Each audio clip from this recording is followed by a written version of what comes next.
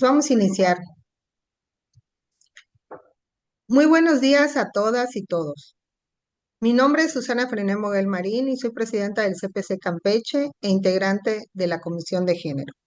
Es un honor darles la más cordial bienvenida a esta, nuestra última sesión del seminario Género y Anticorrupción, Bases para construir agendas institucionales para la igualdad.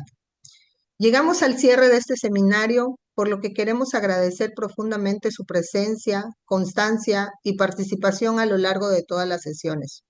Su involucramiento ha sido clave para construir un espacio de reflexión, aprendizaje y diálogo colectivo. A lo largo del seminario hemos analizado los vínculos entre la corrupción y el género, sus causas estructurales y sus impactos diferenciados. Hoy damos un paso más para trasladar ese análisis a ejemplos prácticos que nos permitan visibilizar las rutas de acción, aprendizajes claves y elementos replicables para fortalecer nuestras propias agendas institucionales. A continuación, voy a ceder el uso de la voz a Patricia Talavera Torres, del CPC Nacional, quien es hoy actualmente presidenta y además es integrante de la Comisión de Género, para que nos presente el módulo final de este seminario. Adelante, Pati, te cedo el uso de la voz. Muchas gracias, querida Susi, querida Eloísa. Buen día a todos. En el marco del Seminario de Género y Anticorrupción, Bases para construir agendas institucionales para la igualdad, hoy tenemos el módulo 6, titulado Explorando buenas prácticas nacionales e internacionales. Nos enfocaremos en identificar las experiencias concretas que han incorporado la perspectiva de género en estrategias anticorrupción, así como en reflexionar sobre los resultados, los alcances y las posibilidades de adaptación a distintos contextos institucionales. Y para ello contamos con la presencia de la doctora Eloísa González Hidalgo, de quien me voy a permitir leer una breve semblanza curricular. Eh, la doctora Eloísa González Hidalgo es doctora en estudios avanzados en derechos humanos por la Universidad Carlos III de Madrid y licenciada en Relaciones Internacionales por la UNAM.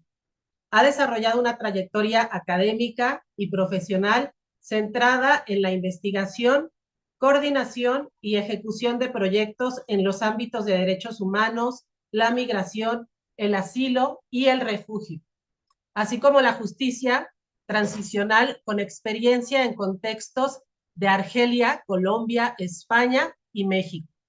Asimismo, se ha desempeñado como coordinadora de programas en la organización Justicia Transicional en México, Estrategias contra la Impunidad AC. Actualmente es académica de la Facultad de Ciencias y Humanidades en los másters Cooperación Internacional al Desarrollo, Gestión y Dirección de Proyectos e Intervención Social en las Sociedades del Conocimiento en la Universidad Internacional de La Rioja en Logroño, España, donde imparte las asignaturas de enfoques transversales en la cooperación internacional y también violencia de género e intervención social. Muy honradas, querida doctora Eloísa, con tu participación el día de hoy, a disfrutar nuestro último módulo y te cedo los micrófonos, doctora. Pues yo quiero agradecer mucho la invitación.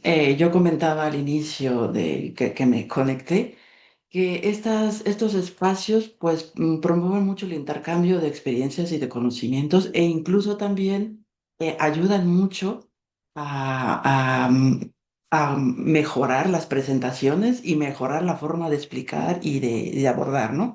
Porque en el momento que uno se escucha cómo lo dice y cómo emplea los tecnicismos, pues dice, no, esto sí o esto no. Entonces, esto también enriquece mucho del lado de la persona que nos decimos expertas, pues nos enriquece mucho, ¿no? Y también, pues, a través de las dudas y comentarios de las personas que participan. Entonces, agradezco mucho la invitación y agradezco también a la maestra Teresa, quien fue el que me contactó. Entonces, bueno, yo comienzo, que tengo una hora, y creo que es un tema bastante, no complicado, pero sí un poco difícil porque tiene algunos tecnicismos que ustedes ya se habrán dado cuenta a lo largo de su seminario que han tenido. Y yo solamente voy a dar como pinceladas porque me imagino que hay muchas cosas que ya vieron, porque quiero como aterrizar en lo que es qué son las buenas prácticas, tener algunos ejemplos internacionales y de México y después abordar lo que es la metodología o la metodología que se utiliza tanto en la elaboración de proyectos, programas y propuestas de política pública con perspectiva de género.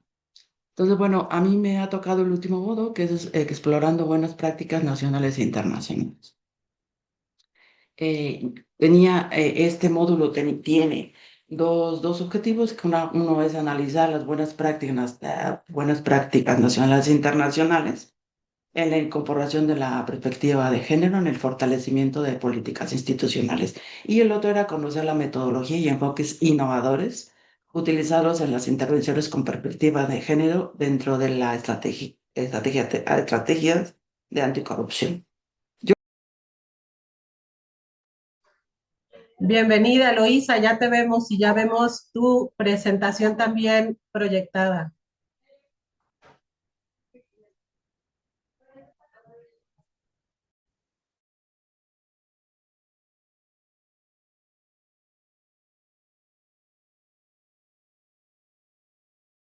Ahora sí.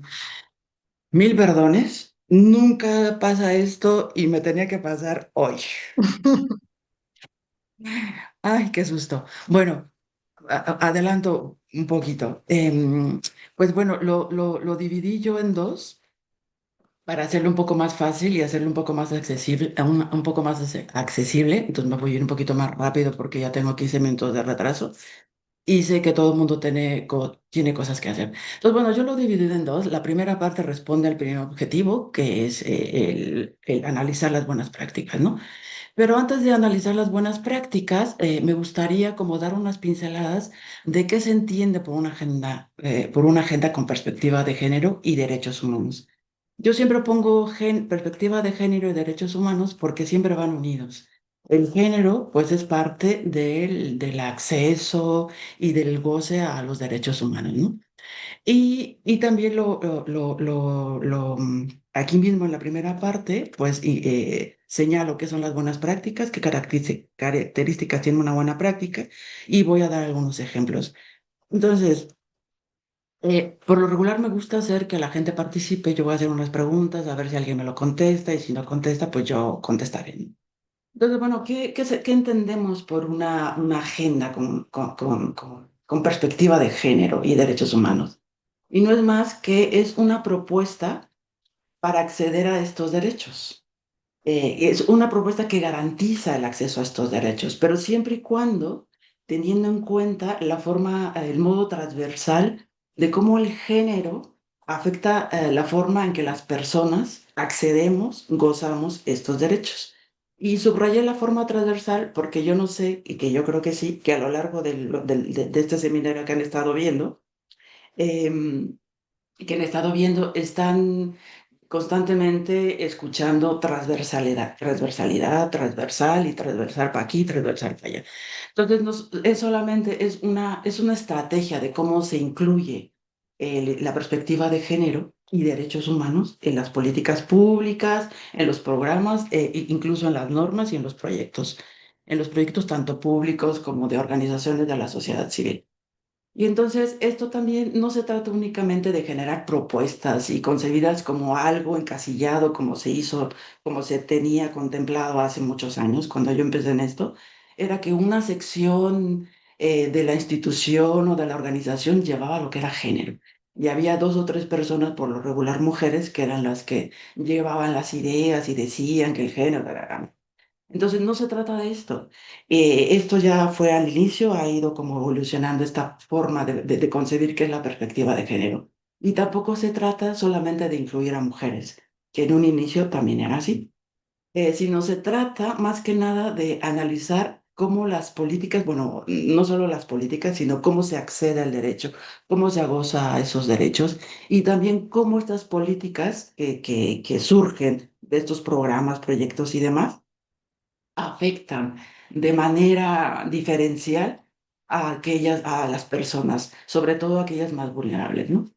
Esto lo vamos a ir viendo ahora en el paso de estas diapositivas.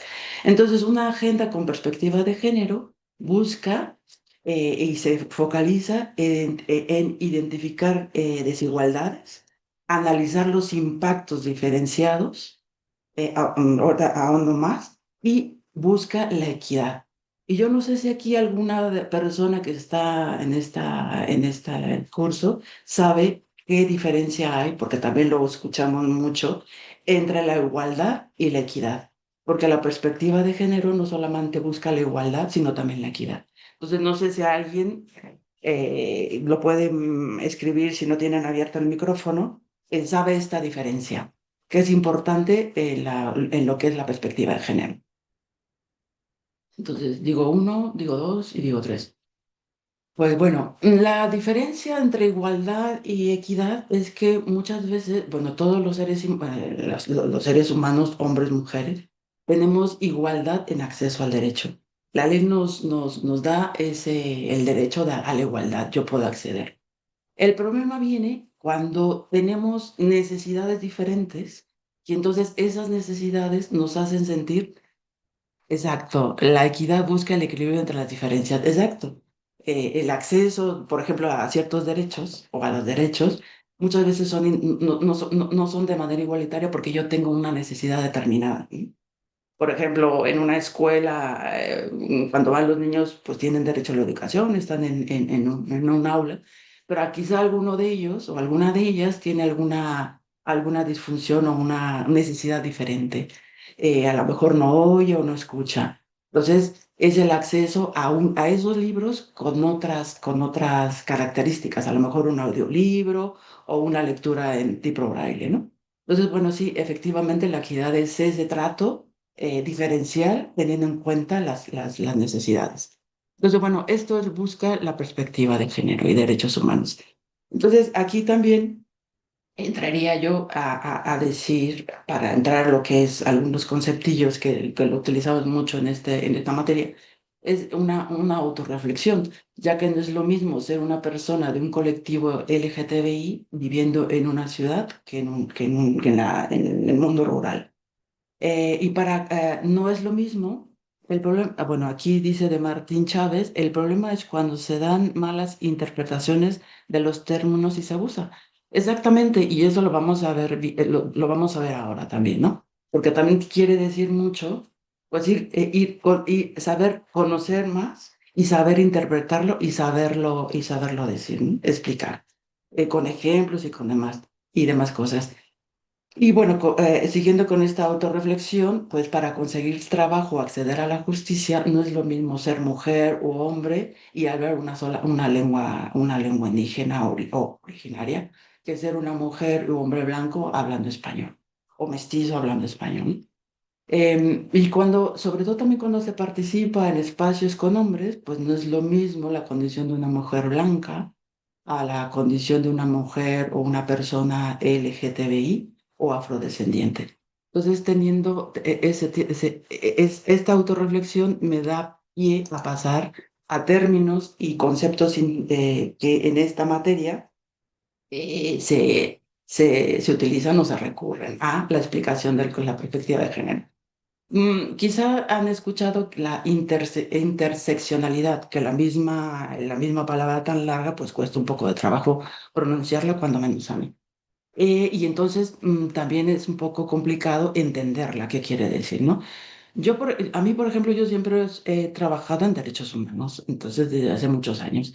Pero cuando empecé a meterme en este mundo de la perspectiva de género, me mencionaba la interseccionalidad. Se suponía que yo debería de entenderlo, pero yo no la entendía hasta que me empecé a meterme en estos proyectos de intervención social, ¿no? Que es cuando realmente vas a la localidad o las localidades y entiendes perfectamente lo que es la interseccionalidad, que ya la conocíamos, pero yo no sabía qué era, ¿no? O sea, no la sabía cómo manejar y conocer.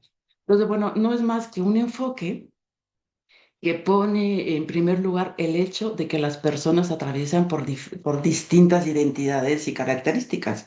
que esto se refiere pues a la identidad de género y que la identidad de género es, bueno, cómo me concibo yo me concibo mujer, me identifico como mujer, pero quizá yo tengo otra orientación sexual. Entonces, tengo una identidad de género, una identidad sexual determinada, tengo una edad que también ya me va poniendo en una clasificación específica y quizá pertenezco a una etnia, tengo un lugar de residencia, tengo una situación económica, un estatus migratorio, una discapacidad, que ahora ya no se llama discapacidad, sino capacidades diferentes, o una religión, que todo esto hace que cuando una persona atraviesa por estas distintas identidades y características, se enfrenta a lo que se le llama la discriminidad cruzada, que en algún momento se intersectan, ¿no? Se intersectan este tipo de identidades y características y que me va a hacer propicia a recibir un trato discriminatorio e incluso recibir un cierto tipo de violencia, tanto en el trato cotidiano como en el trato ante las instituciones y en sí ante la sociedad, ¿no? Entonces, la interseccionalidad permite, o este enfoque, hay una autora de apellido Faraldo, que dice, la interseccionalidad es el enfoque, es como si me pusiese yo unas gafas que me da la capacidad de ver estas distintas identidades y características que tienen los individuos y los grupos.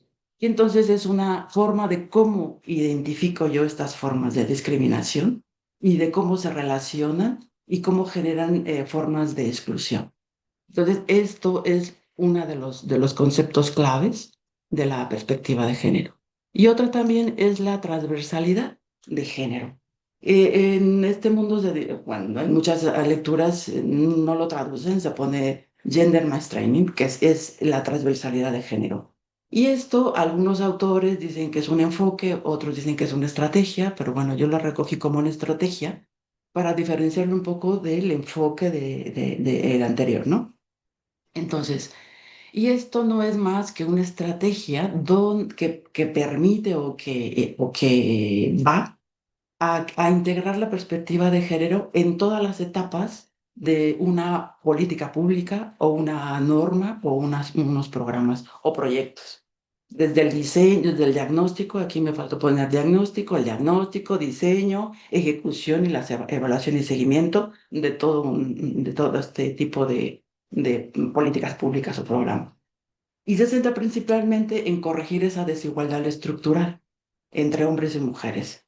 Y también es conseguir la igualdad de oportunidades, poniendo, como les mencionaba, esta mirada de género, ¿no? Y que atraviesan atraviesan de forma horizontal estas áreas o las áreas de trabajo de políticas públicas, por ejemplo, en la educación, en la economía, en la salud, en la participación ciudadana también. Y pues lo que busca es la transformación de las instituciones. Por eso se dice que la transversalidad es un paso más allá de no solamente tener la perspectiva de género encasillado, sino que tiene que atravesar todo lo que es la elaboración, ejecución y todas las políticas públicas y los programas. Entonces son dos conceptos importantes que hay que tener en cuenta. Entonces yo aquí solamente quise, porque muchas veces no nos quedamos, son dos conceptos que van de la mano. Y entonces aquí puse como unas características claves que son muy específicas, pero que se puede añadir un poco más y tener incluso hasta una discusión en ella. Entonces, bueno, una de la interseccionalidad pone el foco en en los múltiples factores que se entrelazan, que son la discriminación cruzada, y la transversalidad busca la igualdad y la equidad entre hombres y mujeres. Muchas veces nos hacemos unas preguntas claves para decir esto es interseccionalidad o transversalidad. Entonces, la primera es quiénes sufren más y qué opresiones convergen. Y la otra es cómo afecta a esta política a hombres y mujeres. Y las estrategias es analizar la complejidad de cada individuo o cada sujeto, porque tiene todas estas diferencias de identidades y de características, y el otro es incorporar el género en todo lo que hacemos. Y ambas vienen de, pues, de diferentes orígenes, aunque también convergen, y es el pensamiento feminista crítico, porque se decía que en un momento se tuvo la convicción de que el movimiento feminista era único, solamente uno, pero entonces mujeres, sobre todo en Estados Unidos, de afrodescendientes decían, no, no es lo mismo ser una feminista blanca que una feminista afrodescendiente o una feminista indígena, ¿no? Entonces hay dentro del mismo feminismo, pues hay muchas diferencias y muchos debates sobre eso, ¿no? Y en cambio la transversalidad retoma un poco este debate y surge más que nada en las instituciones nacionales, sobre todo internacionales, en la evolución esta de cómo incluir la perspectiva de género en las políticas públicas a nivel nacional, ¿no? E internacional. Entonces, bueno, ahorita lo menciono más adelante, Entonces, claro, el género también tiene que ver con la corrupción, pues porque la corrupción tiene una dimensión de género, por lo que se debe analizar y combatirse considerando estas diferencias de las que ya hablamos, ¿no? Yo hoy puse un rollo ahí un poco largo, pero lo que quiero decir aquí es que no todas las personas sufrimos, la corrupción tiene un efecto diferente en cada una de las personas, la forma en que impacta y también que muchas veces las vulnerabilidades son como una llamada a la corrupción, ¿no? Ahorita lo vemos. Entonces, bueno, yo aquí puse, por ejemplo, las mujeres, especialmente aquellas en situación de vulnerabilidad, pueden enfrentar mayores obstáculos para acceso a servicios públicos como la salud, la educación y demás. Y también cómo esa misma vulnerabilidad pues es un llamado a que yo sufra corrupción, ¿no? Si tengo estas vulnerabilidades. Y aquí muchas veces cuando o no solamente yo, sino cuando comenzamos a mencionar que las mujeres sufren más vulnerabilidades y que las mujeres sufrimos esta desigualdad estructural, histórica y demás, muchas personas dicen, no, pero pues todo el mundo tenemos, incluso hombres, también tienen vulnerabilidades. Y sí, sí es cierto. Pero lo que yo recurro es a las estadísticas, porque las estadísticas dan mucha, sobre todo con perspectiva de género, que dan mucho juego a explicar por qué las mujeres tenemos esa mayor vulnerabilidad, ¿no? Por ejemplo, la tasa en el último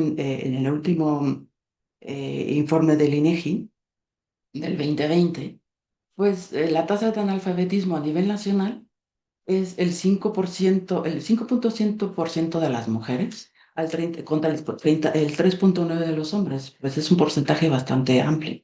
Y sobre todo cuando se ven números, y sobre todo cuando nos vamos a las regiones, a la ruralidad, al campo, la diferencia es mucho más, ¿no? No solamente es por ejemplo, en Nayarit, Oaxaca, Guerrero, pues no solamente son estados muy pobres, sino también dentro de esa misma pobreza, de esa misma vulnerabilidad, hay más vulnerabilidad en las mujeres. Entonces, bueno, esta es una de ellas, ¿no? También el desempleo o la población no económicamente activa, pues vemos que la diferencia entre hombres y mujeres es muchísimo también, ¿no? Del 61,2 al 38,8. Entonces, es bastante y entonces eso se viene arrastrando de manera histórica y yo creo que ustedes también ya lo vieron en el seminario y es por la construcción social que tenemos tanto hombres como mujeres, ¿no? Las mujeres tienen, o socialmente son concebidas como, pues como somos y los hombres pues en una cultura machista donde la mujer es la que atiende, el hombre es el que sale a trabajar, el hombre es el listo, la mujer es la tonta pues por esta construcción social que me imagino que ya la vieron. La mujer es más apta para los cuidados, cosa que dudo, y los hombres no, ¿no? Entonces, bueno, aquí hay muchas discusiones, se ha tenido mucho retroceso en estos últimos años. Precisamente, como decía una persona que intervino, pues las interpretaciones, el uso y que desgraciadamente con los nuevos políticos que tenemos en algunas partes del mundo se ha tenido un gran retroceso, ¿no? Y han agarrado en decir, bueno, sí. los hombres también, o todas somos parte de una vulnerabilidad y demás. Entonces, bueno, hay una discusión en la que no me voy a meter porque si no, me atraso mucho más. Entonces, bueno, pero solamente para decir que hay muchas discusiones en esto y bueno, que yo me refiero me remito a las estadísticas para explicar y tratar de entender por qué se dice esa desigualdad estructural en una sociedad entre hombres y mujeres. Y por qué muchas veces se le pone algunas veces como mayor énfasis en la vulnerabilidad de las mujeres y en los hombres. Pero también tengo que tener en cuenta la situación, porque no es lo mismo por ejemplo, en contextos de seguridad como los hombres en ese contexto, pues sí necesitan una mayor focalización, ¿no? En la seguridad nacional, sobre todo con la lucha contra el crimen. Entonces, bueno, ahí lo dejo y prosigo. Entonces, bueno, pues dentro de la corrupción o este sistema de anticorrupción en esto, pues analizar la corrupción desde una perspectiva de género permite entender mejor los efectos reales y diseñar políticas más justas e inclusivas para sancionarla y prevenirla. La corrupción afecta de forma distinta a hombres y mujeres debido a estas desigualdades sociales. Y las mujeres pues pueden enfrentar mayores obstáculos para acceder a servicios, sobre todo cuando hay prácticas corruptas. No me quise detener más en este punto porque, bueno, ustedes son una institución que son especialistas en corrupción y anticorrupción, ¿no? Entonces yo solamente una pincelada de cómo también el género tiene que tenerse en cuenta en estas medidas políticas de anticorrupción. Entonces, ¿por qué integrar el género? Pues mejora las políticas públicas. Entre mejor conozcamos la realidad en la que se busca transformar, pues mejor se construyen las políticas públicas.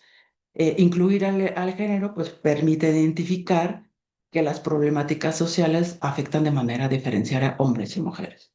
Entonces, bueno, es una buena práctica incluir el género en las políticas públicas porque las mejora. ¿Qué otra cosa, qué otra cosa puede? Pues genera mayor justicia social.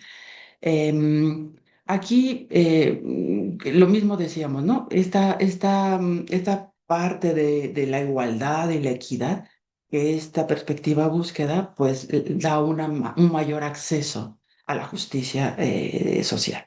Entonces, bueno, las Naciones Unidas parten de que, bueno, la perspectiva de género sustenta el principio de igualdad sustantiva, que es más que nada la equidad que va más allá de la igualdad formal que ya había comentado yo, la igualdad ante la ley. Aquí yo puse una autora que me pareció interesante, no voy a entrar en ella, solamente puse una parte de lo que dice esta persona, porque ella se va a lo que es la, mm, a explicar de manera histórica estas desigualdades entre hombres y mujeres. Y es una autora bastante interesante y puse la bibliografía por si alguna de ustedes quiere. Habla mucho de la justicia social y por qué es importante, y por qué es importante. Entonces, divide dos, la justicia económica y la justicia social. Entonces, la justicia económica quiere decir tener oportunidad del mismo acceso a los recursos económicos, por ejemplo, el salario y por otra, pues a la justicia social, ¿no? El acceso a mejor vida en la sociedad. Em, y bueno, lo que explicaba, también hay otra autora que es Nancy Fraser, que también habla sobre cómo se puede corregir la desigualdad. El incorporar el género permite avanzar en ambas dimensiones, la justicia económica, la justicia social, y igualando la brecha salarial entre los dos géneros.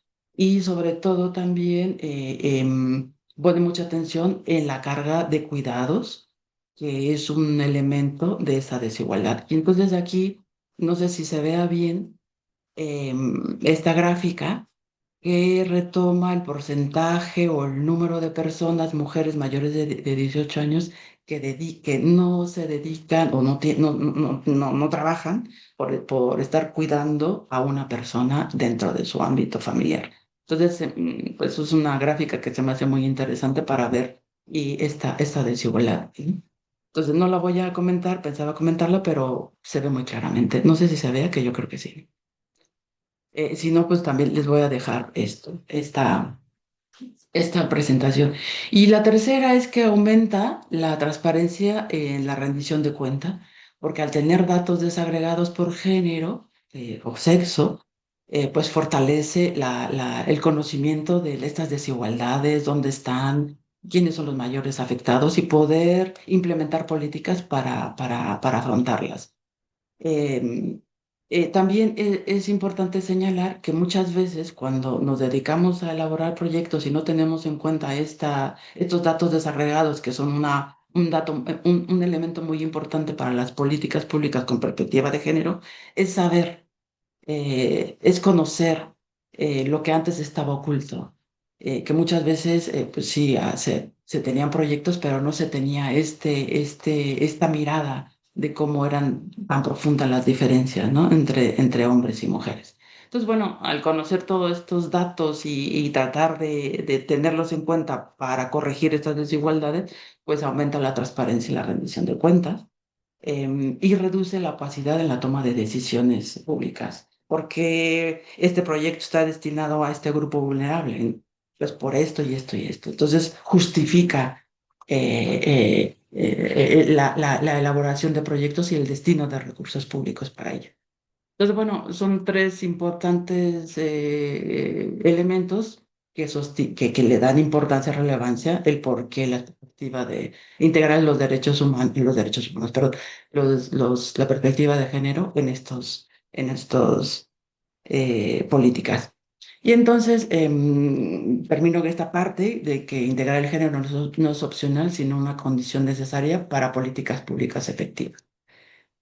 Entonces, aquí llegó a la parte de qué es una buena política, unas buenas prácticas. Unas buenas prácticas son aquellas que es un proceso, son metodologías que han tenido buen resultado, que han aplicado una metodología innovadora y que tiene ciertos elementos que se pueden retomar para replicarla, no para copiarla, sino para replicarla en contextos diferentes. Entonces, esto a ver, dice aquí de Susana Frine, dice, es que a veces ponen nombres cortos y no podemos visibilizar sus apellidos. No, perdón, no tiene nada que ver con esto.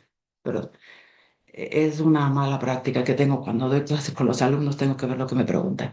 Entonces, bueno, aquí muchas organizaciones, tanto nacionales como internacionales, han escrito documentos en qué es una buena práctica. A mí me ha gustado mucho lo que ha escrito, lo que ha retomado una buena práctica, lo que es la Organización Internacional de las Migraciones, porque tiene como 5 elementos para tener en cuenta qué es una buena práctica y qué es la sostenibilidad. Muchas veces la sostenibilidad tiene que ver con institucionalizar e instalar las capacidades en los diferentes niveles de participación, ¿no? Y también cuando se institucionaliza, pues se tiene un presupuesto y esto le da sostenibilidad a esta metodología o este proceso. También el segundo es la asociación, es que muchas veces los diferentes actores participan en la solución de una problemática social. Entonces, entre más actores están involucrados, sobre todo aquellos que se ven directamente afectados o son directamente responsables, pues esto le va a también dar sostenibilidad y le va a dar eficacia también al programa proyecto. Otra también es la innovación. Esta es que se refiere a que aporta nuevas soluciones creativas y trae metodologías nuevas para la solución de la problemática. Y otra es esto que se pueda replicar y no solamente copiar, porque muchas veces se copia, pero sin tener en cuenta los contextos y las necesidades de la gente, ¿no? Por ejemplo, en las cuestiones migratorias, pues este proyecto funcionó, este programa funcionó en tal lado, pero pues las características del contexto y las beneficiarios son diferentes. Entonces, bueno, se tiene que tener en cuenta que sirve como de referencia para el desarrollo de metodologías y modelos, además de que son técnicas diferentes, ¿no? Y la otra es, pues, cumple que es la eficacia y que cumplió con los objetivos para los que cuales fueron elaborados. Entonces, aquí teniendo en cuenta estos 5 elementos, retomé dos prácticas internacionales. Una de ellas es el caso de Canadá. Canadá siempre ha sido como muy, muy innovador en este tipo de trabajos o de programas y políticas públicas innovadoras que tienen como de manera transversal el género. Entonces tiene un programa no es un programa, tiene una metodología de políticas públicas que se basa en el análisis, es un análisis basado en género y le llama Plus porque combina tanto los dos conceptos que vimos, lo que es la interseccionalidad y la transversalidad. Y aquí mencioné que Canadá le da como mucho, les puse la página electrónica de donde saqué este proceso de la embajada canadiense, porque le dan como mucha importancia de dónde viene todo este cambio de políticas públicas con perspectiva de género. Y eso es lo que ponen de todo es que, bueno, se hizo a partir del marco internacional, sobre todo la Convención de Naciones Unidas sobre la eliminación de todas las formas de discriminación contra la mujer del 81 y también pone de manera cronológica todos aquellos tratados internacionales y convenciones y todos los instrumentos internacionales en el cual se fue retomando esta práctica. Entonces, bueno, lo incluí porque también es importante, lo voy a mencionar posteriormente. Entonces, este análisis es una herramienta analítica que como les mencionaba es un proceso para comprender quiénes son los más afectados y quiénes son los que tienen más una vulnerabilidad para acceder a oportunidades. Entonces es un cuestionario, realmente es un cuestionario, es una explicación del por qué un cuestionario. Ese cuestionario hay que aplicarlo a todos los programas, hay que contestar unas preguntas, hay que tenerlo en cuenta para la elaboración de políticas públicas, programas y proyectos. Entonces es un cuestionario muy largo, da una explicación por qué, tiene videos y tiene cosas muy didácticas para entender por qué es importante retomar la perspectiva de género en todos estos programas y proyectos y demás del gobierno canadiense. Entonces es un análisis interseccional que como ya lo expliqué, pues va más allá de lo que es las diferencias biológicas, sino retoma lo que es la interseccionalidad y la transversalidad. Uno cuando va a solicitar apoyo financiero para el gobierno canadiense, lo primero que te dice, toma este curso. Te mandan toda la documentación y si no está, aunque sea en un párrafo, muy bien explicado, quiénes son los beneficiarios y cómo se integra este grupo beneficiario de los proyectos, no tal, porque tienes que explicar muy bien cómo vas a trabajar esta interseccionalidad. Y aquí, pues es muy importante como tenerlo en cuenta y entenderlo. No solamente decir que, pues sí, la interseccionalidad es parte del proyecto, sino saberla entender y explicarlo. Entonces, bueno, incluí las páginas electrónicas donde lo pueden visitar a aquellas personas que les interese, porque está muy bien explicado. Es muy largo, está en inglés, pero afortunadamente con la tecnología ya se puede traducir casi todo de la página electrónica. Y otro ejemplo que me gustó mucho, porque da muy bien, explica muy bien por qué la importancia de género, es el caso chileno. Y el caso chileno se refiere a las políticas de acceso a la información pública. Su ley se promulgó en el 2009. 10 años después, el Consejo de Transparencia, que es el órgano autónomo encargado de garantizar el acceso a la información en Chile, se dio cuenta que sí había solicitudes de información, incluso denuncias sobre este tema, pero veía que eran más hombres que mujeres. Y entonces dijo, bueno, ¿qué está pasando? ¿Por qué solamente acceden hombres? Entonces, en el 19 dijeron, bueno, pues vamos a analizarlo. Hicieron un análisis, un informe basado en, pues, en análisis de género. El análisis retomaba toda la solicitud de acceso a la información del 2015 al 19 y las denuncias desde que se promulgó la ley hasta al 2019. Entonces los resultados fueron los siguientes, y cosa que súper interesante, la verdad. Los links de la embajada están en el PowerPoint, se los voy a dar, ahí están también. Y el PowerPoint se los voy a dejar para que se lo compartan. Entonces, bueno, bueno, hubo varios obstáculos y uno de ellos fue que había que mejorar, tenían un menor conocimiento de cómo acceder a la información pública.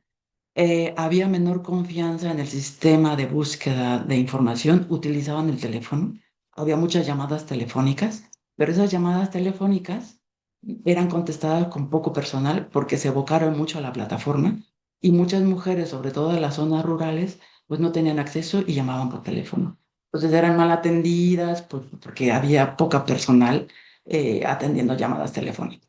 Entonces, nivel, también encontraron que había un menor nivel de educación y muchas veces los niveles de analfabetismo eran muy altos entre hombres y mujeres.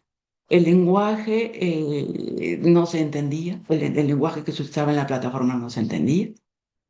Muchas veces iban a las oficinas de lo que es el acceso a la información, pero pues les costaba dinero, ¿no? El transporte, las copias y demás, precisamente por no saber utilizar la plataforma. Y también pues no tenían tiempo de seguir el trámite, pues porque tenían o se dedicaban al cuidado del hogar y al cuidado de los hijos. Y pues también había menor acceso a al internet, ¿no? Entonces, lo que se hizo, y eso también en la página electrónica de este organismo, pues también hay muchos informes de cómo cada año, y lo relacionan con otras leyes, cómo a partir de que se dieron cuenta de este problema del acceso a la información por género, y lograron irlo o lo han ido a lograr solventarlo. Entonces, una de ellas fue ajustar las políticas de transparencia, generar datos desagregados y capacitar sobre todo a los funcionarios. Por tanto, se ha incrementado la participación de las mujeres en el acceso a la información. Y entonces, bueno, estas acciones se centraron principalmente en el reconocimiento de identidades y en el uso de la transparencia como una herramienta para visibilizar las brechas de desigualdad. Em, bueno, y tienen como muy en cuenta, porque esto lo repiten mucho en sus informes y en la plataforma, pues que el acceso a la información ayuda a las mujeres a tomar a tomar decisiones más efectivas sobre la educación, salud y trabajo, participan más activamente en los espacios públicos y confrontan prácticas corruptas y han ayudado a disminuir esta brecha de género. Y pues también que el acceso a la información es parte de la equidad de género y contribuye a la democracia.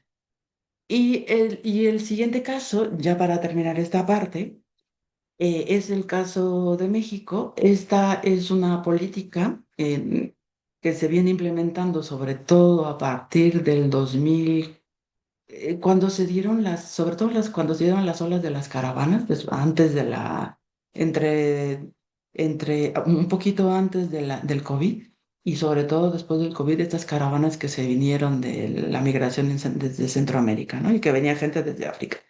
Entonces, bueno, esta política de migración se empezó a diseñar con apoyo de la ACNUR y con apoyo también de los mecanismos internacionales que México ha firmado. No los incluía aquí, que los voy a ver más adelante, pero de manera muy general, pero que también esta política está sostenida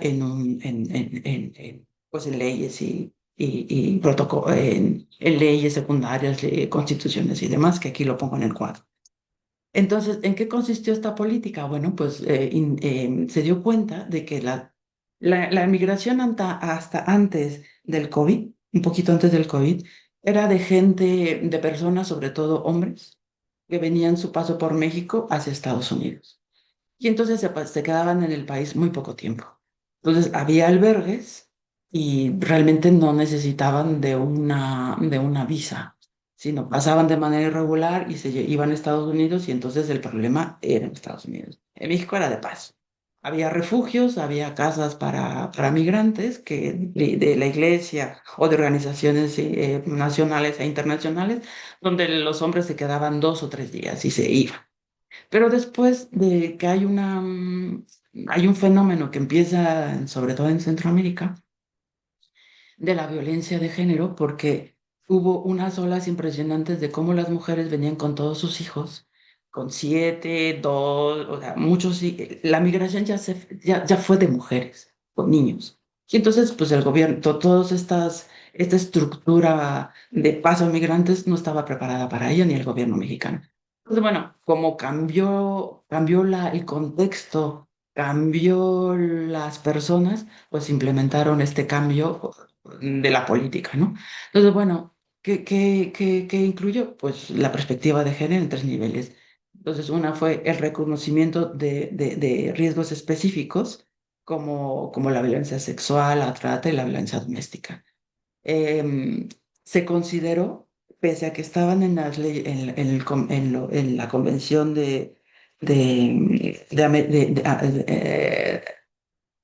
en la convención que se me fue el nombre, bueno, en los estados en la OEA, de los estados de la Organización de Estados Americanos, pues hay una convención que ve todo este tipo de tema, sobre todo la migración. Entonces, una de las causas se decía que se le podía dar asilo a personas que viniesen y comprobasen que venían de un contexto. Sí, exacto, se quedan en México, el 85% se quedan en México, exacto. Entonces, que venían de contextos de violencia generalizada. Pero no se tenía claro qué tipo de violencia, decían generalizada, narcotráfico. Pero a partir de esta política se reconoce que, bueno, pues que las mujeres eran víctimas de violencia generalizada o de género, y entonces tuvo en cuenta. Entonces se consideran estas violaciones como motivos válidos para solicitar asilo.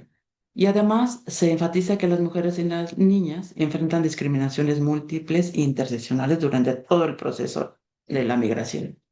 Otro nivel fue atención diferenciada en el sistema de protección. En los espacios que se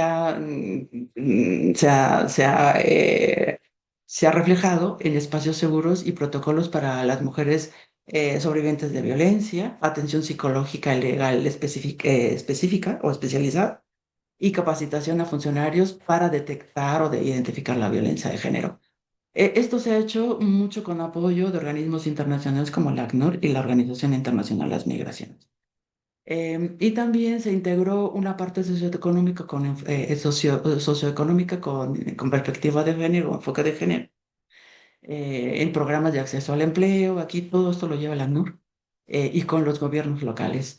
Apoyo específico a mujeres para reducir la dependencia económica. Aquí, por ejemplo, se tienen convenios con empresas privadas, con empresas, para que un cierto porcentaje de, de migrantes puedan ser incluidos, siempre tengan el estatus de asilado o de asilada, para poderlas emplear en una empresa. Y la inclusión en comunidades, y su inclusión en comunidades locales. Aquí se trabaja con los gobiernos locales para ver de qué manera se les reconoce su educación, si tienen escuelas, licenciaturas y demás, se les está apoyando como para validar los estudios y poder iniciar o la educación o integrarse al trabajo, a un empleo.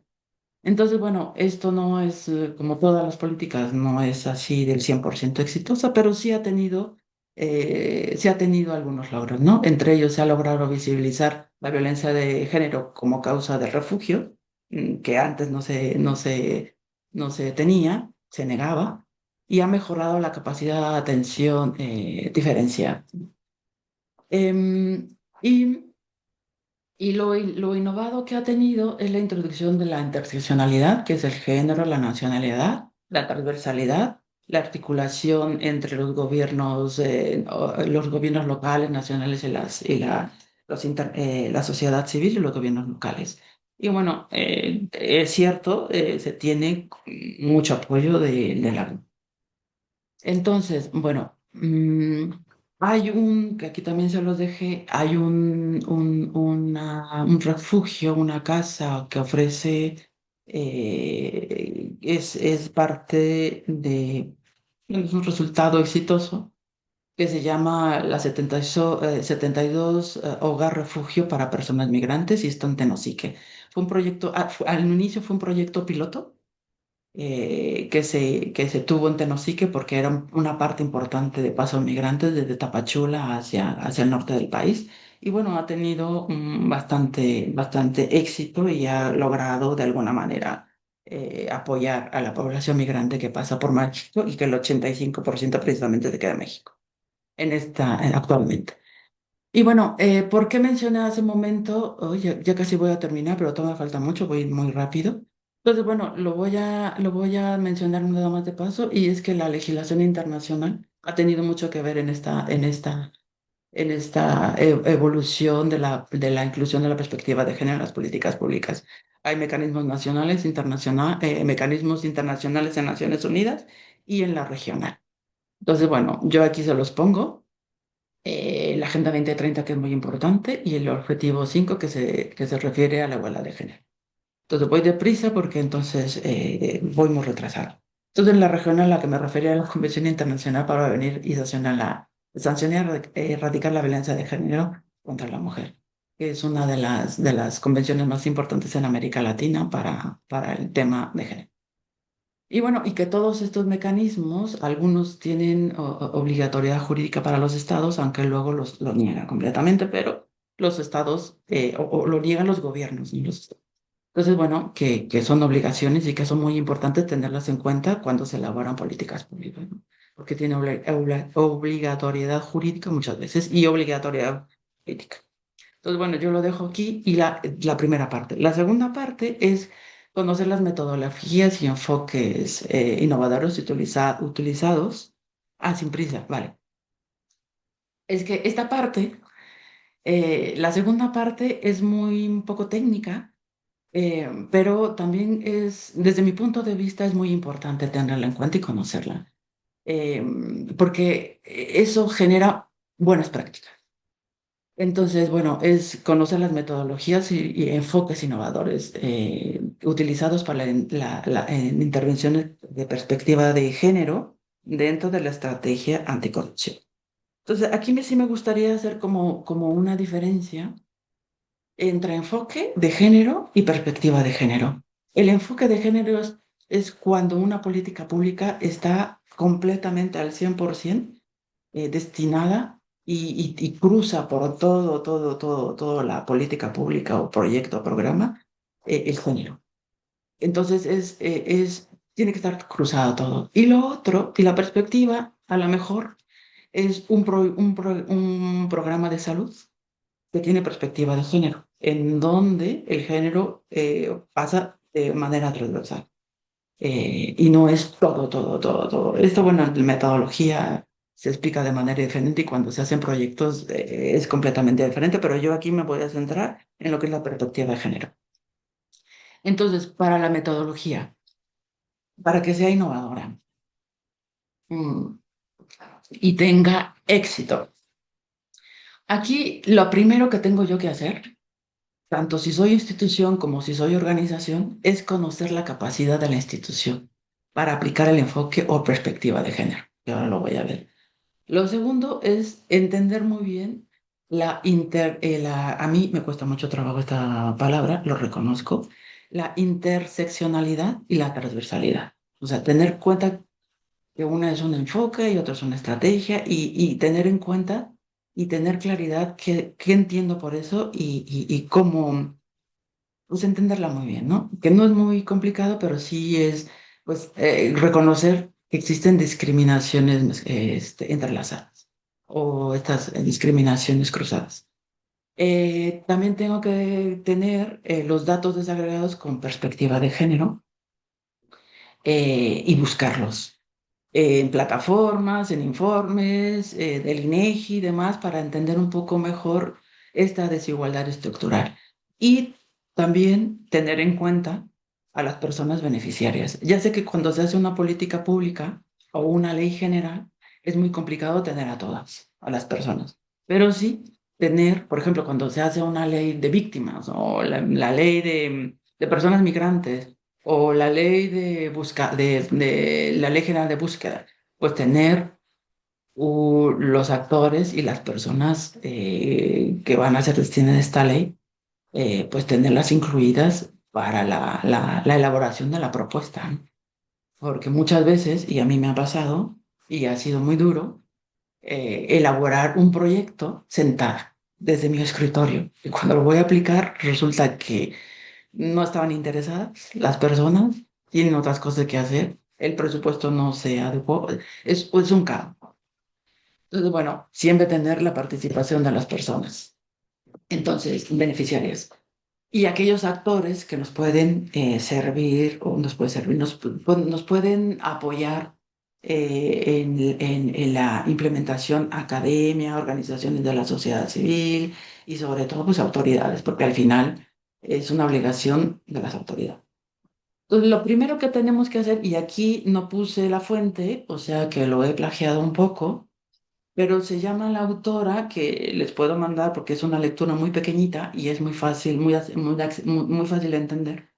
Esta autora se llama Faraldo Rivas y escribe, si te digo, lo plagié, porque lo saqué de ella.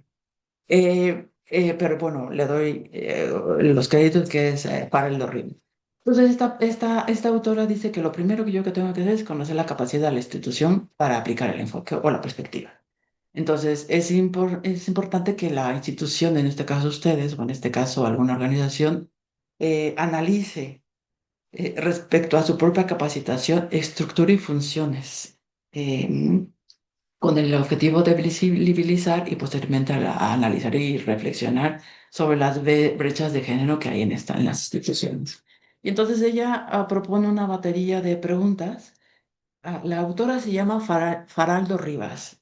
También les puedo poner el vínculo aquí en el chat de donde pueden obtener la información. De todas maneras, yo se los voy a compartir. Este, no me acuerdo. Creo que el artículo se llama Intervención Social de Faraldo Rivas. Entonces, esta autora para la propia organización o institución, dice, pues tienes que contestar una serie de preguntas.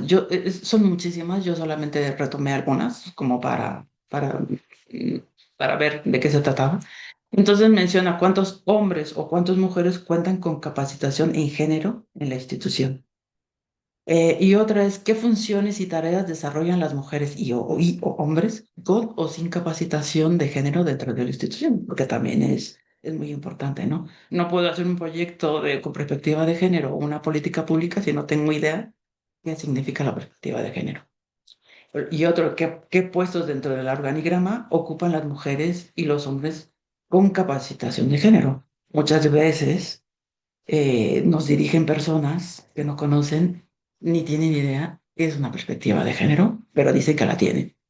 Y entonces, al momento de implementar un proyecto, programa y en el que quedamos que tenemos que analizar e incluir a aquellas personas vulnerables, por ejemplo, grupos LGTBI, pues no saben o tienen prejuicio con estas personas porque dicen, pues no, creo que no, mejor no las incluimos, aunque yo pongo la esta palabra que se me cuesta mucho, en mi proyecto, pero pues una persona LGTBI no, porque son muy complicadas. Entonces, pues no es congruente, ¿no? Eso, es que se me va, interseccionalidad, eso. Y bueno, otra pregunta que he puesto dentro del organigrama: ¿ocupan las mujeres y los hombres sin capacitación de género? Entonces, es una batería de preguntas que lanza la autora, y entonces para responder si realmente tenemos capacidad para implementar o para elaborar una política pública con perspectiva de género. Una vez solventado este paso, pues seguimos a lo que es la etapa de la metodología, que tiene cuatro etapas. Esas etapas pues son tanto en los programas, políticas públicas y proyectos. Muchas veces un proyecto se puede convertir en una política pública porque estuvo muy bien elaborada, porque respondió muy bien al objetivo, al beneficiarios, y entonces dice, ¿por qué no lo hacemos una política pública? Entonces, pues más o menos tiene las mismas etapas, ¿no? Entonces, lo primero es el diagnóstico. Muchos le llaman diagnóstico, análisis de contexto, pero sobre todo es conocer la situación del lugar o los lugares donde vamos a aplicar la política pública o el proyecto. Y entonces lo primero es conocer las obligaciones sobre los derechos humanos que tiene el Estado, en este caso el Estado mexicano, ¿no? Sobre las obligaciones ante derechos humanos, la obligación de proteger, promover, garantizar y demás. Del tema a tratar, porque son muchos temas, puede ser, en este caso, pues si puede ser de perspectiva de género, pues es lo que tiene relacionado con mujeres. Pero a lo mejor también es un tema de educación o salud o medio ambiente. Entonces también ver qué legislación internacional y nacional existe con respecto a sus obligaciones en estos temas. Lo segundo, pues también es recopilar información de fuentes secundarias. Yo siempre recomiendo fuentes secundarias, los informes de Naciones Unidas, informes de algunos organismos de Naciones Unidas como la ACNUR, pues estos, ¿no? La UNICEF si es de niños, ONU Mujeres si es también para mujeres, pues todos estos organismos, ¿no? O los de la OEA. Recopilar información estadística con perspectiva de género. Hay muchas plataformas que no se las puse aquí, pero pues está el INEGI, está una plataforma muy interesante que es del PNUD, que mide todo lo que es el desarrollo de derecho humano con perspectiva de género. Que tiene todas las estadísticas habidas y por haber hasta el 2021-22 sobre desarrollo humano, y la verdad que es muy interesante porque viene educación, viene salud y viene todo de todos los municipios de México. Entonces, la plataforma es muy interesante. Identificar los actores claves de la comunidad, de la región, gobiernos locales, organizaciones de la sociedad civil, a lo mejor las universidades también tienen algunos proyectos sobre el tema. Y priorizar siempre aquellos grupos que están en riesgo. Y para comenzar involucrarnos con las personas o las personas beneficiarias, pues es ir al sitio a través de reuniones con los actores, diálogo con los actores, a lo mejor convocar a reuniones, apoyándonos en alguna organización local o en los propios gobiernos locales, quizá también a través de encuestas a pie de calle o ya contactadas con los diferentes actores que nos pueden ir diciendo, bueno, pues a lo mejor aquí el proyecto es de salud o proyectos de educación o de vacunación o qué sé yo, pues ver los actores que están alrededor de esta temática, ¿no? En la región. Y también esta autora, a la cual he plagiado, que es Faraldo Rivas, pues son una batería de preguntas que se tienen que para meter la perspectiva de género, pues hay que hacernos y tratar de responderlas en este diagnóstico. Una de ellas es cuál es la pirámide de la población, hombres-mujeres, qué edades se sitúan los hombres-mujeres, qué tendencia nos muestra esta pirámide respecto a la situación de las mujeres con respecto a los hombres, cuál es el nivel de instrucción, bueno, de educación de hombres y mujeres, qué edad tienen y demás, ¿no? Entonces, porque muchas veces cuando implementamos esto y conocemos aún más, podemos actualizar para un beneficio del proyecto y de la política pública e incluso de la institución, pues información relacionada con género. Entonces, esta autora también da unas pautas, unas preguntas para cada una de las etapas de la elaboración. Entonces, la siguiente, ya que tengo yo mi diagnóstico, que yo sé cuál es la problemática, ya sé quiénes son los actores principales, ya sé qué necesidades tienen, ya sé qué dudas tienen y quiénes lo conforman, pues me paso a la siguiente forma, que es la elaboración o la formulación. Uno le llaman la formulación, otros le llaman no, ¿cuál es bueno, pues sí, formulación. Y aquí pues es elaborar los objetivos, un objetivo general y específico, que tienen pues diferentes connotaciones, pero que tienen que ver en uno solo. Y por lo regular el objetivo general siempre tiene que ver con eliminar un obstáculo para el acceso a derechos. No sé, por ejemplo, puede ser el acceso, em, acceder a mejor nivel de atención en la salud en todos los hospitales del IMSS, ¿no? Entonces, ¿qué tengo que hacer? Eso se refiere al acceso a la salud. Entonces, por lo regular, vuelvo a repetir, un objetivo general relacionado con esto es el acceso a un derecho. Esto debe contener indicadores. Ahorita menciono qué son los indicadores. Es lo que es una unidad que utilizo yo para medir si, ahora lo explico, porque esto es muy técnico. ¿Cómo voy a lograr ese objetivo? Les pongo un ejemplo más adelante. Y las actividades que voy a realizar, que tienen que ver, que se derivan de los objetivos, el tiempo que va a durar este programa o este proyecto que aquí sala después se convierte en una política pública, qué resultados voy a esperar, que tienen que ver también de las actividades y los recursos que voy a necesitar, que tienen que ser financieros, técnicos y humanos. Entonces, se pasa, esto no se preocupen mucho, lo puse como ejemplo en un proyecto que primero fue un proyecto de intervención y después de convertir en una política pública, lo tengo al final, para que esto no se vea como muy teórico.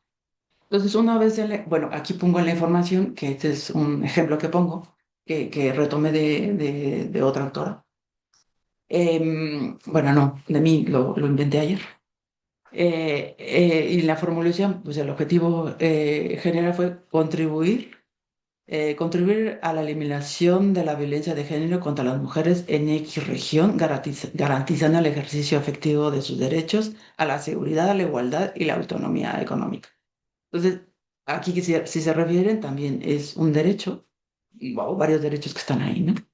El derecho a la igualdad, a una economía, a recursos, un objetivo específico, que se pueden desprender aquí fácilmente tres, pero uno que lo retome, que es la última, es fortalecer la autonomía económica de las mujeres en situación de vulnerabilidad de esas regiones. Y un indicador que es que el porcentaje, el número de mujeres rurales que accedan a microcrédito al finalizar 2027. Entonces ese es mi indicador y ese es un resultado. Mis resultados son 200 mujeres con microcrédito. Mi indicador es numérico, porque voy a conseguir, mi indicador es el número de mujeres que van a acceder a microcrédito, ¿no? Entonces, cuantitativo. Otro también es que 60% mantienen emprendimiento activo después de 12 meses. También es cuantitativo. Y el 40% reportan ingresos superiores, bueno, está mal escrito, a la línea de pobreza nacional al cierre del proyecto. Y entonces, ¿cómo voy a medir el resultado? Que se llama fuentes de verificación.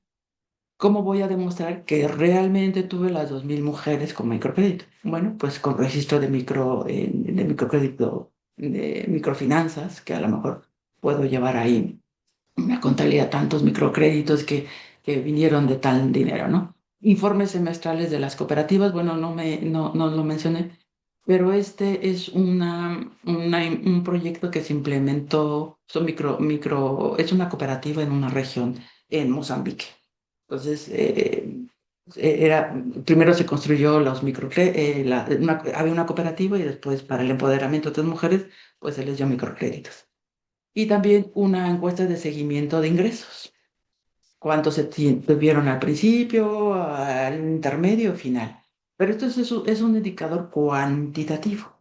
Pero si yo quiero medir si esto fortaleció la autonomía, y quiero dar un indicador cualitativo, a lo mejor aquí también puedo meter, bueno, qué tanto ya saben de microcréditos las mujeres, ¿no?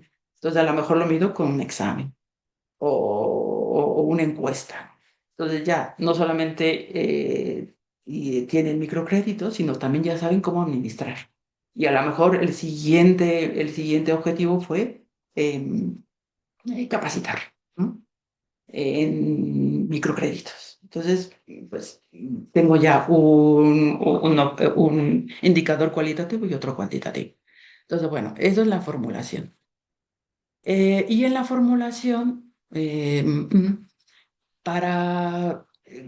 viene viendo también como con el diagnóstico, pues también tengo que tener en cuenta a las personas a las que van a ser beneficiarias, ¿no? Entonces también tengo que tener espacios para diálogo, para decir qué objetivo tengo, mis objetivos, si están de acuerdo. Muchas veces decimos, no, pues yo voy a un proyecto de 6 meses, pero resulta que no cubro las necesidades en 6 meses y eso me lo dejan ver las propias personas beneficiarias. Dicen, no, esto es un año.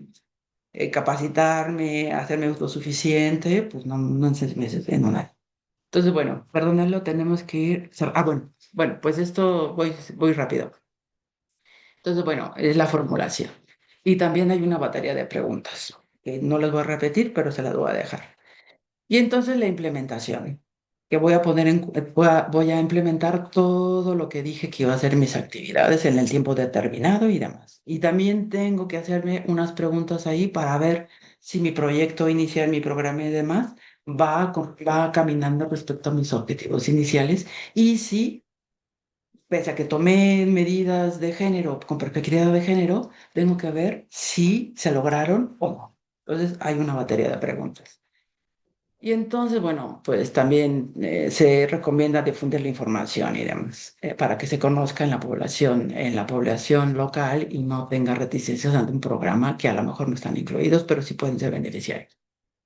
Y bueno, el seguimiento de evaluación, pues es dar seguimiento a los indicadores que ya mencioné, que aquí digo cómo. Aquí también hay una batería de preguntas que hay que tener en cuenta y hay que responderlas en cuestiones cuando se va evaluando el proyecto para ver si la perspectiva de género sigue o se diluyó por ahí. Y entonces, bueno, aquí les pongo que es un indicador que ya más o menos lo expliqué, pero aquí se los dejo porque si ya es muy tarde. Bueno, también les digo que es un indicador cualitativo, cuantitativo. Y aquí lo que, ya para cerrar, es un proyecto que se presentó en una comunidad en el Ecuador, que primero fue un proyecto y se convirtió después en una política pública.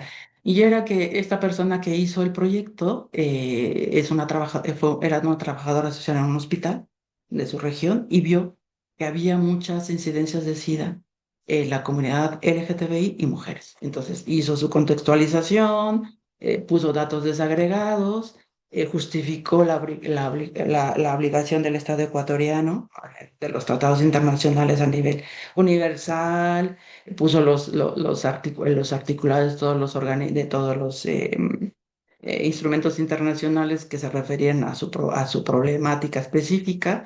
Se fue al sistema interamericano, también lo mencionó, y bueno. La normatividad ecuatoriana, diseñó, aquí pone su objetivo general y sus objetivos específicos muy bien diseñados. Había que hacerles algún cambio porque se volvieron a cambiar cuando se convirtió en una política pública, y los actores involucrados, que les tocaba, dónde estaban y el nombre, ¿no? Y diseñó su forma de intervención. Objetivos, actividades, resultados esperados, sus indicadores y sus responsables, y el tiempo en que se tenía que elaborar. Esto luego, eso es una matriz pues, de marco lógico. Y bueno, y después, ¿cómo lo iba a evaluar? Entonces, como pueden ver, y bueno, hasta aquí he terminado. Entonces, eso es como un paso muy rápido de cómo se puede tener la perspectiva de género hasta llegar a la implementación de un programa, política pública o proyecto, con todos estos elementos, elementos que suenan como muchos conceptos, pero al final se aterrizan. Entonces, pues muchas gracias, fue muy largo y yo quería hacerlo más dinámico, pero era casi imposible. Entonces, alguna pregunta y demás, yo dejo todo esto a las personas que lo coordinaron. También puedo enviar la bibliografía que utilizo para las presentaciones. Y pues les agradezco mucho, muchas gracias. Muchísimas gracias a nuestra ponente. Ahora tenemos el espacio para preguntas. Si alguien quiere hacer el uso de la voz o escribirla en el chat, con mucho gusto nuestra ponente nos podría contestar sus dudas o ampliar sus aportaciones.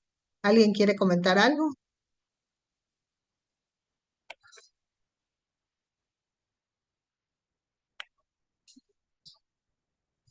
Con mucho gusto, la verdad. Pues Parece que no hay preguntas, parece que no. más bien son, pues felicitaciones y que muchas gracias por la participación. Entonces, pues a continuación voy a ceder el uso de la voz a mi compañera Neira Godoy Rodríguez, presidenta del CPC-S Jalisco e integrante de la Comisión de Género, para que nos dé el cierre de este módulo. Adelante, Neira. Muchas gracias, estimada Susana. Una intervención muy breve para agradecer a la doctora Eloísa González Hidalgo que estuviera el día de hoy aquí con nosotros y que haya vencido a la tecnología después de esa peripecia técnica y que haya regresado para hacer una cátedra de cierre en este que fue el sexto módulo del Seminario de Género y Anticorrupción, una propuesta que nace en lo local y se convierte en una convocatoria nacional. Y por supuesto agradecer a todas y todos los alumnas y alumnos de este seminario que estuvieron, insisto, desde el módulo 1, desde el día 1 hasta el día de hoy, y que hoy particularmente estoicamente están aquí con nosotros. No podemos obviar que 5 de mayo se celebra una fecha muy conmemorativa para las y los mexicanos y que además, en términos laborales, para muchas y muchos fue día de asueto. Entonces, celebramos que estén aquí con nosotros haciendo lo que toca, profesionalizarse al más alto nivel con personas que son del más alto perfil y calidad humana. Asimismo, informarles, compañeras y compañeros, que quienes fueron seleccionados en este proceso de postulación de un trabajo para recibir este ejercicio de mentorías, de seminarios, de acompañamientos personalizados, en los días posteriores nos estaremos comunicando con ustedes para hacerles de conocimiento la metodología y el paso a paso que habrá de seguirse para desahogar estas mentorías especializadas a los proyectos que ustedes postularon y fueron definidos después de un ejercicio metodológico. De igual manera, muy pronto nos estaremos comunicando con ustedes para hacerles extensivas una invitación, un ejercicio de cierre de gran corolario, desde luego en un formato que permita a todas y todos poder conectarnos, poder tener este ejercicio que sea sustantivo y que siga nutriendo la agenda que tanto nos apasiona a todas y todos. Hay algunas preguntas que nos han dejado en el chat y en el grupo de WhatsApp sobre las constancias. También denos un par de días para hacer las depuraciones, para hacer este trabajo operativo administrativo que requiere dar pulcritud y hacer llegar en tiempo y forma en los días posteriores sus constancias. Por favor, cualquier duda que tengan, tenemos un chat, tenemos los correos y estaremos con total apertura a escuchar sus inquietudes. Muchísimas gracias a todas y a todos. Un fuerte abrazo desde Jalisco a mis compañeras y compañeros y le regreso el uso de la voz a mi presidenta Susana. Muchas gracias, Neira. No se vayan. Yo sé que ya nos hemos extendido, pero realmente creo que hay que aprovechar el espacio que tenemos ahorita. Y antes de finalizar, pues la verdad quisiéramos ceder el uso de la voz a nuestra presidenta del Comité de Género de la Red Nacional de CPC e integrante del CPC de Baja California, quien sin ella no hubiera sido posible este espacio, este seminario, María Montserrat Flores Higuera. Entonces, cedo el uso de la voz, quien nos dirigirá un mensaje. Adelante, Presidenta Muchísimas Montserrat. gracias. Gracias, Susi. Gracias a todo el equipo. En realidad estoy muy contenta y orgullosa de saber que las estrategias de vinculación y sobre todo para concertar que genera la Comisión de Género son y sobre todo en este momento, el resultado que se refleja en este seminario. Sinceramente estoy muy contenta de saber que cada uno de los módulos se generó de manera estratégica y sobre todo con una calidad, insisto, de excelencia, y se tiene visualizado, se tiene actualmente pues contemplado que estos resultados también trasciendan más allá de lo que se dio solamente como cátedra, ya que se obtendrán resultados académicos sustanciales. Muchísimas gracias y muchas felicidades a todos y todas. Muchas gracias, Presidenta. Y pues ya para terminar esta sesión, no menos importante, voy a ceder el uso de la voz a un equipo que realmente ha sido parte crucial y de suma importancia para el logro de este seminario, como lo es Impunidad Cero, quien también nos dirigirá un mensaje. Adelante. Hola, hola. Buenas tardes. Muchísimas gracias por, por el espacio, por todas estas sesiones. Desde Impunidad nos gustaría compartir que este proyecto nos ha permitido, ¿no? Consolidar no solamente el proceso formativo integral, sino también como analizar con profundidad, como en esta última sesión, a qué se refiere la perspectiva de género, ¿no? La escuchamos día a día, seguramente, ¿no? Todos los 25Ns, ¿no? En todo se habla de perspectiva de género, pero yo creo que profundizarlo nunca pierde este sentido, y que al final también forma parte del combate a la corrupción, ¿no? Y que esto también nos permite generar las metodologías y herramientas técnicas para diseño de políticas públicas más efectivas, más sustantivas, y también no es importante como ahorita solamente resaltar, ¿no? Que a través de todo este recorrido, de todas estas sesiones, pues fue bonito, ¿no? Fue importante transitar desde un análisis de los impactos diferenciados de la impunidad en las mujeres hasta la identificación de estas buenas prácticas, ¿no? Como lo vimos de Canadá, de Chile, incluso de México en algunos otros aspectos, ¿no? Y que pueden ser replicables para todos nuestros diferentes hábitos. Y más bien nuestros diferentes espacios laborales, ¿no? Que es al final donde yo creo que a todas y a todos nos importa incidir, transformando también, ¿no? La reflexión colectiva en una capacidad operativa para que estos entornos puedan ser más profesionales, ¿no? Agradecemos también muchísimo de nuevamente, y me sumo como a todos, lo hemos mencionado, ¿no? Este compromiso con esta agenda de integridad, y con la certeza de que su participación va a fortalecer la construcción de más instituciones justas y transparentes, y que pues aquí estamos en el día a día, ¿no? Muchísimas gracias, y desde Impunidad Cero pues les mandamos un fuerte abrazo. Muchísimas gracias, Sara Guarneros de Impunidad Cero. Pues bueno, pues ya no queda más que decir y agradecer a cada uno de ustedes su tiempo y haber compartido los ponentes, sus saberes, sus experiencias. Sin duda, el cierre de hoy de la doctora Eloísa González, pues fue un cierre de lujo, quien nos compartió toda esa trayectoria profesional. Pero antes de cerrar, pues yo la verdad quisiera agradecer de manera muy puntual al CPC de Jalisco en representación de la presidencia de Neira Godoy, a Patti Talavera, presidenta del CPC Nacional, de muy encarecida y muy resaltada la participación de Tere Barajas, que está en la Secretaría Ejecutiva del Sistema Nacional Anticorrupción, y a todo el equipo tan valioso e importante de Impunidad Cero, como la directora Catalina Klum y las investigadoras Sara y Claudia Morales, quien gracias a ellas y al trabajo colaborativo se ha logrado este seminario, que sin duda alguna, pues es el inicio de una gran oportunidad, como mencionan ahí en el chat, de hacer un diplomado. Tengan por seguro que lo platicaremos y desde la trinchera donde estamos, que es la Comisión de Género, trataremos de hacer cosas proactivas en cumplimiento de la Política Nacional Anticorrupción, que es nuestra encomienda como integrantes del Comité de Participación Ciudadana de los Sistemas Locales Anticorrupción. Muchas gracias a todos. Es cuanto y seguimos, esta historia no termina con el mentoreo a los equipos que salieron seleccionados. Muchas gracias, bonito día. Gracias, Elo.